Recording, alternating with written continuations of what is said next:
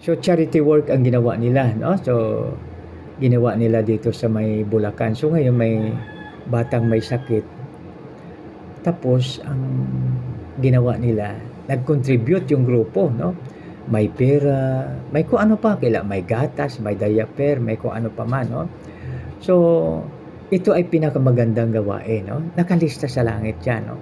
Nagkasakit at inyong dinalaw, nibilanggo at inyong pinuntahan. At ngayon mayroon na ring programa na ang mga tinatawag natin na mga sa religious group ng mga tao o kaya sa faith-based pumupunta sa mabilangguan upang ibalita ang magandang balita, no?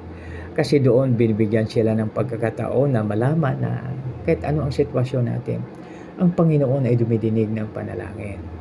So, di ba? No? So, dito ngayon, nagtanong sila, no?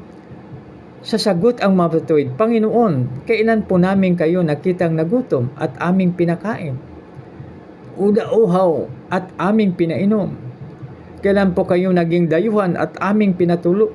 O kayo hubad at aming dinamitan? At kailan po namin kayo nakitang nagkasakit o nabilanggo at kayo aming dinalaw? Subalit ito yung kanyang sagot, no? Tandaan ninyo, nang gawin ninyo ito sa pinakahamak sa mga kapatid kong ito, sa akin ninyo ito ginawa, no? So yan mga kaibigan, no? So alalahanin po natin kung ano pong ating itinanim, yun din po ang ating aanihin. Mayroong akong i-share mga kaibigan. So sa isang bilangguan, mayroon po akong isang binigyan ng New Testament. So, nakalaan na doon sa bilangguan. Ngayon, binigyan ko ngayon. So, habang doon pa ako doon sa malapit sa kanyang bilangguan, sa kanyang silda. No? So, ngayon, nag-ano ako na tapos ko bigay, binuksan niya kaagad. Tapos niya bukas, binasa niya kaagad ang Biblia. No? Binasa niya kaagad. No? Tuwang-tuwa siya habang binabasa niya. O kaya napakaganda mga kaibigan na makita natin. No? Kaya mahalaga ang salita, ang Word of God. No? Kasi tayo ay nakukorek, tayo ay napaalalahanan, tayo ay binibigyan po ng gabay. No? So, tulad nito, no? Kasi ang mayroon ding isang grupo na mayroon silang parang sinusunod, no? Gumawa ka lang ng isang mabuting bagay sa isang araw. No? So, do a good turn daily. No? Daily.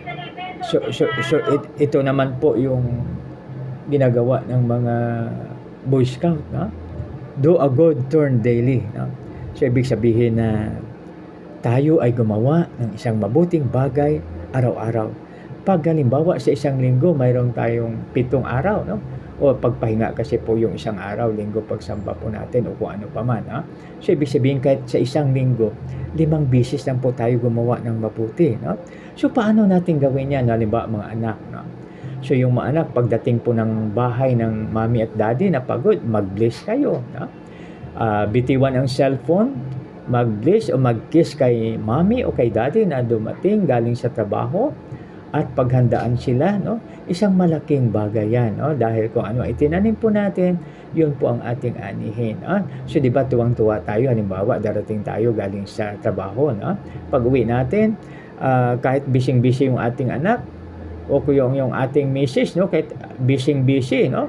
So, kahit anong halaga ng cellphone, no? Na pinapanood niya, bibitiwan ang cellphone tapos sabihin, Papa, yan, bless po Papa. No?